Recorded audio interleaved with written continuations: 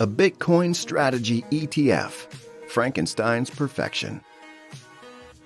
Over the past few days, several Bitcoin Strategy ETFs have listed in the US and have garnered a record number of assets. Today, we seek to determine whether this is a trick or a treat. The answer depends on what kind of investor you are. For traders, ETF issuers, future exchanges, hedge funds, and arbitration desk, this is a massive treat. On the other hand, buy and hold investors, RIAs, and other allocators may consider this marriage of ETFs and Bitcoin a nasty trick. There's no denying the fruits of this collaborative disruption. ETF issuers and regulators have created something historic. But is this Frankenstein's creation perfect for all investors? How did we get here?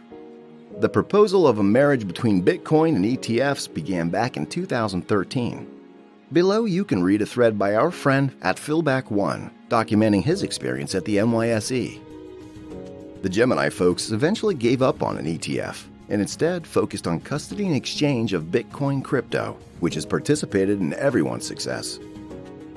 Since then, there have been dozens of filings and iterations of the Bitcoin ETF marriage, the launch of multiple emerging growth trusts that trade at premiums and/or discounts, and various physically backed and futures-based ETFs and ETPs in Canada and Europe, all garnering assets and proving the demand.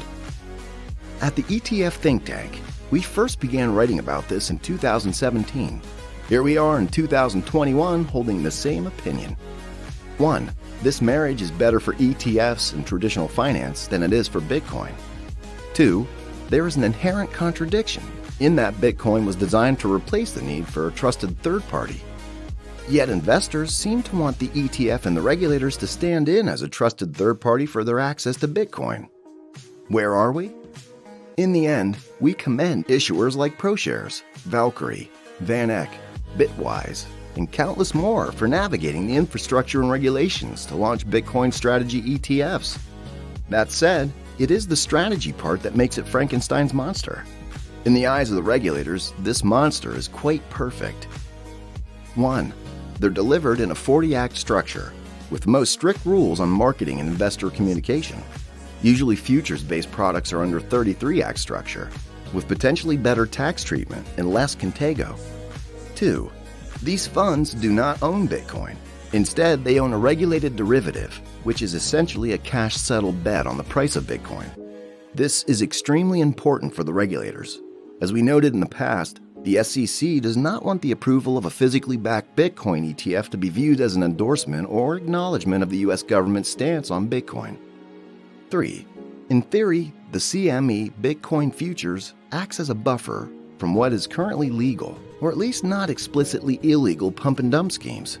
Since the broader US government has not taken a stance on the status of Bitcoin, there are currently no laws on holdings disclosure as of the date of this posting, meaning an influential whale could pump the price without disclosing his position, or your financial advisor could recommend the position without disclosing the benefits to them.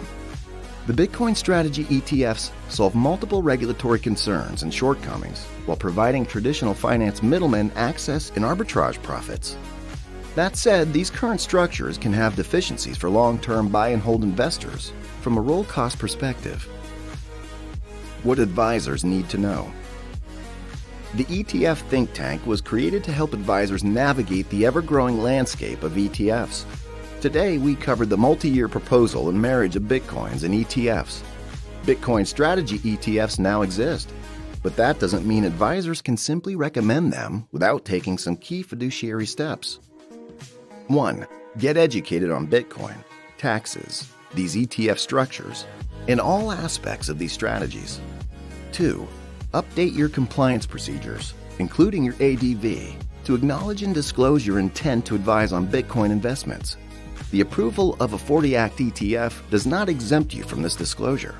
Check out academy.onrampinvest.com for more information.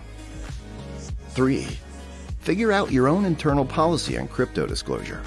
Will you or your team disclose your personal Bitcoin holdings? Just because the government hasn't yet mandated this for this asset, should you treat it differently than stocks or bonds that you may have a conflict of interest in owning? 4.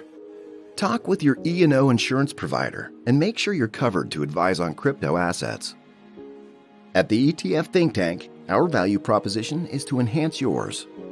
That said, don't allow the current euphoria around a historic marriage overwhelm your true mission: to be a fiduciary of your clients' assets.